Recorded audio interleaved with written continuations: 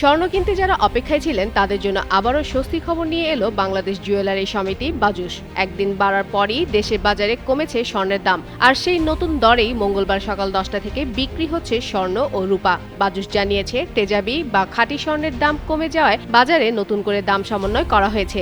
এতে 22 ক্যারেটের প্রতি ভরি স্বর্ণের দাম 2,216 টাকা কমে দাঁড়িয়েছে 2,20,858 টাকা। এছাড়া 21 ক্যারেটের প্রতি ভরি 2,10,943 টাকা এবং 18 ক্যারেটের দাম 1,81,200 টাকা নির্ধারণ করা হয়েছে। সনাতন পদ্ধতি স্বর্ণ বিক্রি হবে 1,48,016 টাকায়। এর আগে 27 জুলাই স্বর্ণের দাম বাড়িয়েছিল বাজুস। এদিকে কমেছে রূপার দামও।